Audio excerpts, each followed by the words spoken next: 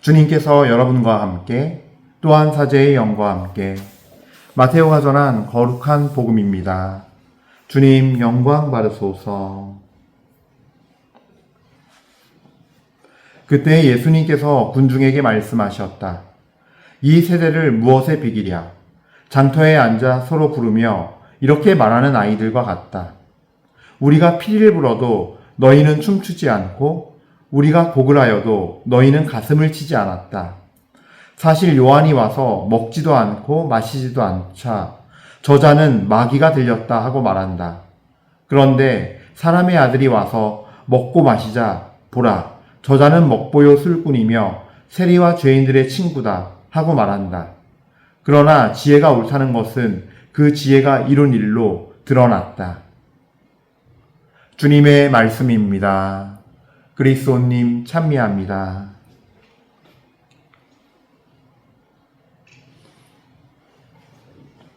찬미 예수님, 은요일 830 교회 여러분들, 그래요. 우리 오늘 하루도 주님 앞에 찬미와 감사로 시작드립시다. 주님 찬미와 감사드리면서 이 하루를 정말 주님을 마음 열어 환영하고 그리고 성령님을 환영합니다. 저희를 인도하여 주시고 이끌고 가주시고 순종하는 자리, 주님 앞에서 주님을 증언할 수 있는 자리로 인도하여 주소서. 그리고 그때 주시는 것에 따라서 헌신과 또 섬김으로 복음을 전하고 실천하고 이웃에게 함께 당신을 나누겠나이다. 찬미와 감사 받소서. 아멘. 아멘. 자, 오늘 복음 말씀은 마테오 복음 11장 16절부터 19절 말씀이고 사실 어제 복음 말씀과 이어지는 말씀이에요. 그래서 계속 세례자 요한과 예수님 이 관계를 말씀하시면서 이 사람들의 이 세대 사람들을 꾸짖으세요. 그러니까 마치도 세례자 요한은 피리를 부는 사람인데 너희는 춤추지 않았고 지금 나는 곡을 하는 사람인데 너희는 가슴을 치지 않았다 라고 하는 이런 말씀이죠. 그래서 복음 말씀 보면 그래요. 사실 세례자 요한은 구약의 마지막 예언자이자 마지막 그 율법의 세대 사람이었어요. 그래서 율법을 얼마나 철두철미하게 지켰는지 또 그 율법을 지키는 정신이 무엇이었는지를 광야에서 살면서 정말로 하느님과 온전히 살면서 그 말씀을 그대로 실천하고 정말 가난과 그 모든 덕을 다 실천했어요. 낙타 털옷을 입고 그리고 광야에서 메뚜기와 들꿀을 먹으면서 광야에서 주어지는 것으로 삶을 살았고 어찌 보면 우리가 생각하는 정말 고행의 길을 걷는 수도자처럼 그렇게 평생을 살아오셨지요. 그러니까 굉장히 철저하게 사시는 율법 말씀대로 지키시고 사신 거예요. 근데 말씀만 지킨 게 아니라 그 정신을 지킨 거예요, 사실은.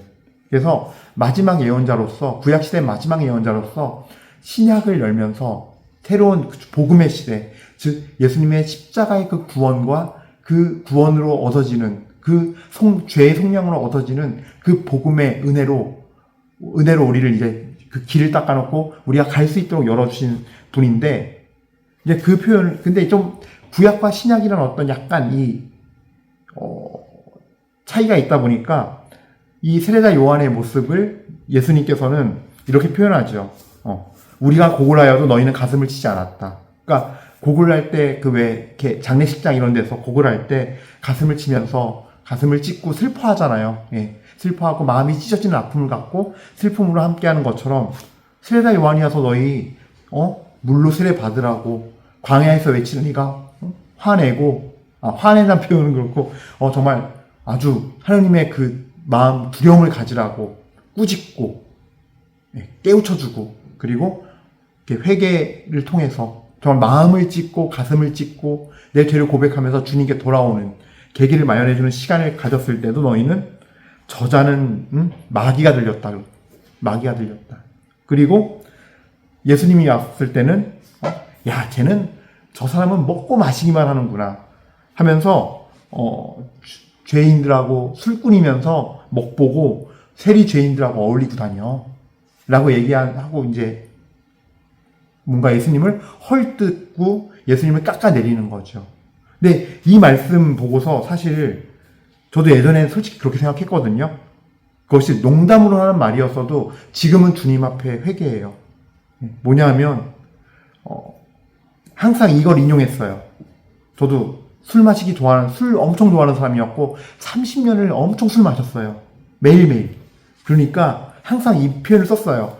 예수님도 먹보여 술꾼이란 소리 들으셨어 하면서.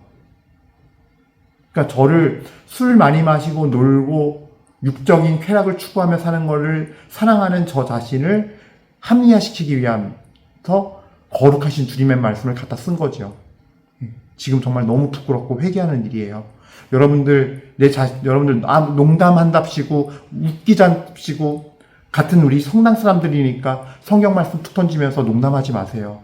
예수님께서 그거 아주 싫어하세요.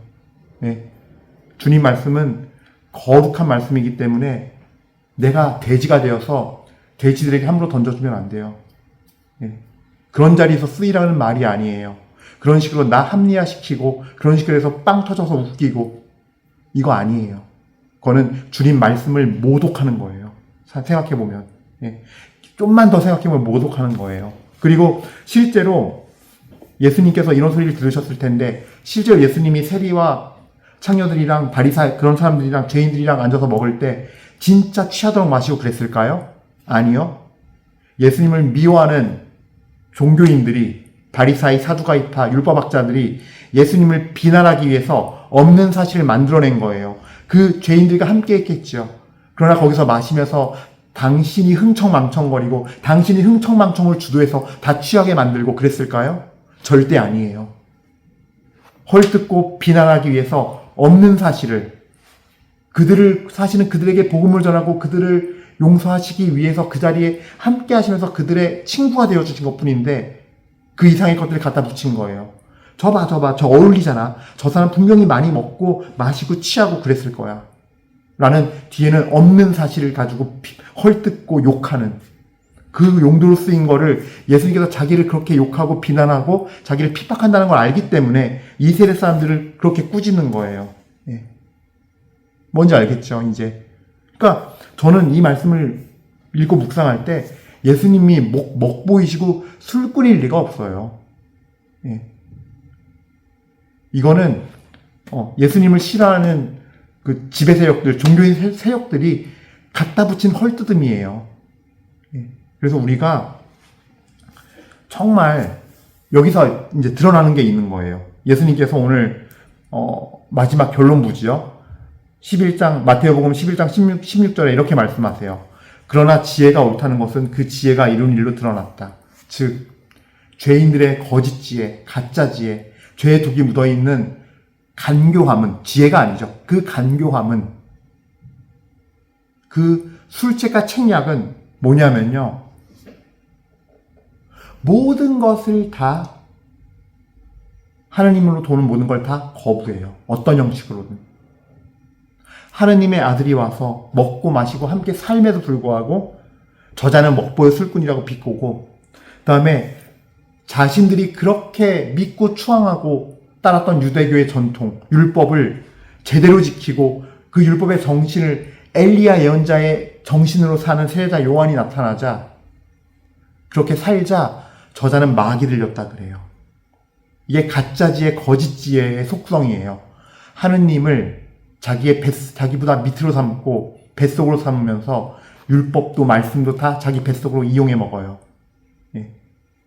그러면서 자기 마음대로 멋대로 자기가 하고 싶은 대로 하고 싶은 순종, 거짓 순종, 즉 불순종을 해요. 예. 우리도 신앙생활 그렇게 하는 사람 진짜 많아요. 예. 너무 많아요. 이웃사랑, 선의, 헌신, 땀 흘려 봉사하는 거, 내 돈, 내 에너지까지 다 쓰면서 해야 할 봉사는 그런 이웃 돌봄은 섬김은 하지 않으면서 그거 대신 그냥 코르반 하듯이 그냥 저 그들 위해서 그냥 성당에서 기도할게요. 오늘 성체협회 1시간으로 더 하는 걸로 할게요. 이런 마음으로. 그러니까 내가 나의 어떤 죄된 영역이나 부족함이 있으면 그걸 회개하고 순종하고 그걸 하려고 노력해야 되는데 대신 다른 걸로 해요. 네. 하느님께서 이런 길도 알려주셨잖아. 난 그러면 성체도배 열심히 하면 돼. 나 미사 한 대 더 드리면 돼. 아니요. 하느님께서는요. 이웃에게 도와야 할 건 도와야 되고 부모에게 효도할 건 효도해야 되고 자녀에게 사랑을 쏟아야 할 건 사랑을 쏟고 관심을 쏟고 의무를 다해야 되고 헌신하고 희생해야 되고 그날 그 시간 그 사람에게 그날 그 시간 그 형제 자매에게 정확히 해야 돼요. 헌신하고 섬기고 봉사하고 복음이 전해져야 할 자에게 복음을 전하려고 해야 되고 전해야 되고 듣든 안 듣든 그게 하느님의 지혜예요. 내 마음대로 내 방식대로.